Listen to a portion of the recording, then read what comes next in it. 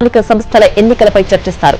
కులగణన, ఎస్సీ వర్గీకరణ, బీసీ రిజర్వేషన్ల విజయంపై భారీ బహిరంగ సభ పెట్టాలని భావిస్తున్న సీఎం ఈ అంశంపై చర్చించనున్నారు.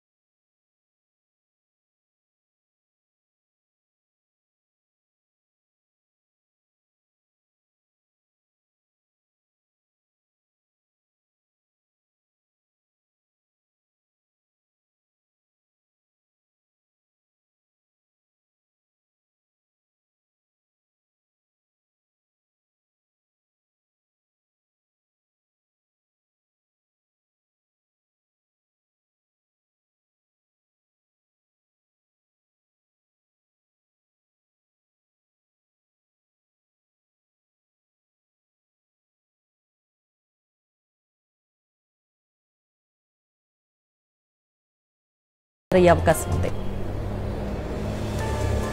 ప్రధానంగా డిసెంబర్ 9వ తేదీన 9 తేదీతో రెండవ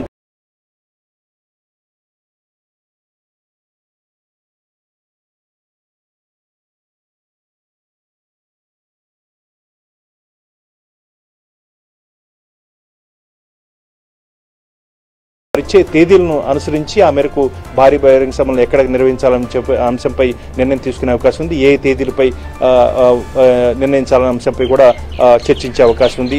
ప్రధానంగా కులగణన చాలా పూర్తి స్థాయిలో విజయవంతంగా పూర్తయింది. అదేవిధంగా కేంద్ర ప్రభుత్వాన్ని కూడా ప్రభావితం చేసి దేశవ్యాప్తంగా కూడా కులగణన చేయాలని చెప్పి తెలంగాణ ఒక మార్గదర్శకం అయింది. కాబట్టి ఆ మేరకు కులగణన విజయవంతమైంది. ప్రజల్లోకి ఈ అంశాన్ని తీసుకెళ్లాలి.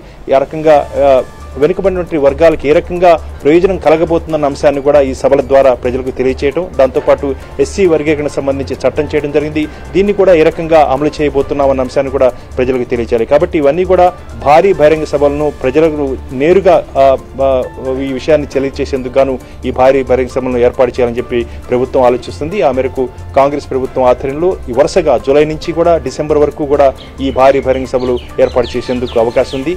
కాంగ్రెస్ పార్టీ అధ్యక్షుడు మల్లికార్జున ఖర్గే, అదేవిధంగా ప్రతిపక్ష నేత అగ్రనేత రాహుల్ గాంధీ కూడా ఈ సభలను ముఖ్య అతిథిగా